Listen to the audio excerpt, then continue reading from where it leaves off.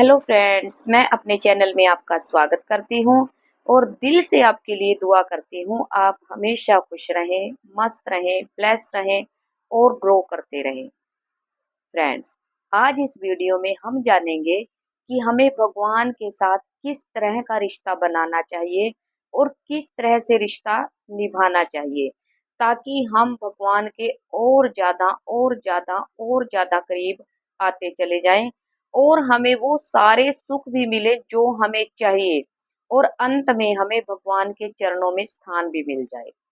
तो आज हम इस वीडियो में इसी बात पर चर्चा करेंगे।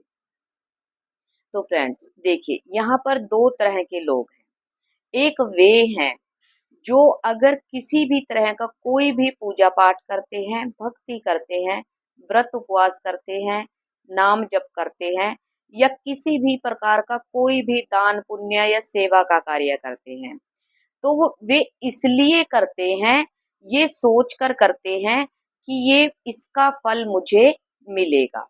और हर व्यक्ति यही चाहता है कि फल मिले, हर व्यक्ति यही चाहता है कि फल मिले। लेकिन ऐसा क्या किया जाए कि जिससे फल भी मिल जाए और भगवान के साथ हमारा रिश्ता भी मजबूत हो जाए। अब यहाँ पर गलती कहाँ होती है?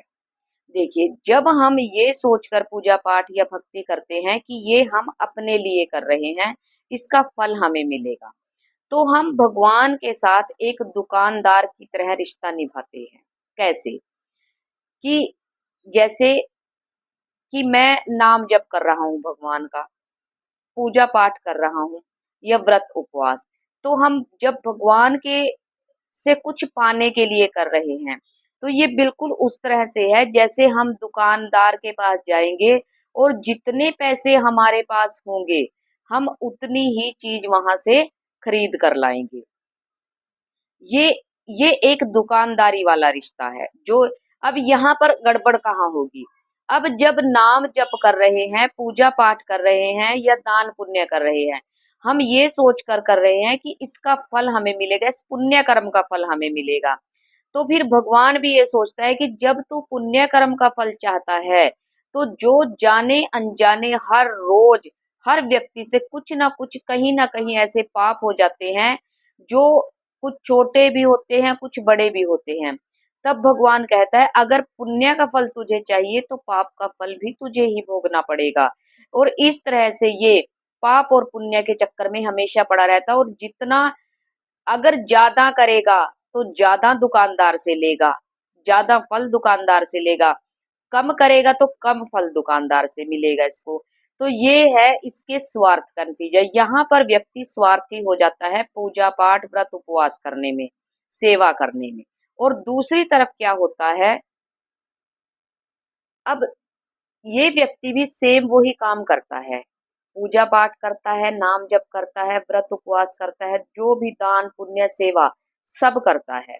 लेकिन ये व्यक्ति क्या करता है, सारा कर करा के जो भी इसका फल है वो भगवान को समर्पित कर देता है कि भगवान ये मैंने अपने लिए नहीं, आपके लिए किया है। अब पूजा पाठ की जो भी इसने किया, पूरी कमाई, कहने का मतलब ये है, ये पूरी की पूरी कमाई जो ये दिन भर में कमाता है, ये कमाया हुआ सारा कुछ, जैसे बच्चा पूरा दिन अगर कुछ काम करता है और वो पूरी सैलरी ले जाकर अपने पिता के हाथ में दे देता है, तो ये व्यक्ति ऐसा ही करता है, पूजा पाठ करता है, व्रत उपवास नाम जप दान पुण्य सेवा सब कुछ करता है, लेकिन उसकी कमाई, पूरी की पूरी कमाई ले जाकर अपने पिता के हाथ में दे देता है, शाम को या महीने बाद अपने पिता के हाथ में दे देता है। अब जब ये जो भी इसने किया, जो भी इसने कमाया, पिता के हाथ में दे दिया। अब जब हम अपने पिता के हाथ में कोई चीज दे देते हैं, अपनी कमाई, तो क्या पिता हमारा ख्याल नहीं रखेगा?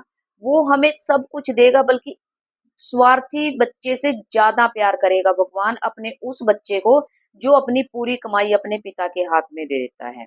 अब पिता ने पिता क्या चाहेगा कि मेरा बच्चा हमेशा खुश रहे, और जितना इसने इतना कमाया नहीं होता, इतनी कमाई इसकी नहीं होती, इसकी कमाई कम होती है बेशक, लेकिन पिता इसको ज्यादा से ज्यादा देने की कोशिश करता है। क्यों? क्योंकि ये अपनी पूरी की पूरी कमाई अपने पिता को दे देता है, पिता के हाथ पर रख देता है। अब यहाँ पर फायदा क्या होगा? एक तो ये फायदा होगा इसको, इसकी जितना ये कमाएगा कम या ज्यादा उससे ज्यादा इसको मिलेगा। सारी सहूलियत दी जाएगी, सारी इसकी जरूरतें पूरी की जाएंगी, सारी इच्छाएं पूरी की जाएंगी और पिता का प्यार भी इसको भरपूर मिलेगा। अब इसके साथ साथ ये हो गए पुण्य कर्म। जब ये पुण्य कर्म पिता को समर्पित करेगा तो जो इसके पाप कर्म हैं तो पिता ये पिता को समर्पित कर देगा। और ना भी करे तब भी जो पुण्य कर्म है वो पिता के पास चलेगी तो पिता सोचता है कि जब पुण्य कर्म मेरे बच्चे ने मुझे दे दिए तो इसके पाप कर्मों का भी मैं जिम्मेदारी है, मेरी जिम्मेदारी है इसके पाप कर्मों को अपने ऊपर लेना। तो ये पाप कर्मों को भगवान खुद ब खुद अपने ऊपर ले लेते हैं। अब इसके साथ साथ अगर हम चाहते हैं कि भगवान के साथ हमारा रिश्ता मजबूत हो तो यहाँ पर तो जीवन भर इसको खुशियां सुख सब कुछ मिलेगा, चाहे ये पूजा पाठ नाम जप व्रत उपवास कम ही करे लेकिन इसको जिंदगी भर भरपूर दिया जाएगा। और जब ये इस संसार से जाएगा तो उसके बाद अगर हमें परमात्मा के चरणों में स्थान पाना है तो उसके लिए हमें क्या करना है, इसके लिए फ्रेंड्स मैं नेक्स्ट वीडियो में बात करूंगी क्योंकि ये वीडियो थोड़ा लंबी हो जाएगी। तो आज के लिए इतना ही। आपको आज की मेरी वीडियो कैसी लगी प्लीज कमेंट बॉक्स में जरूर बताना।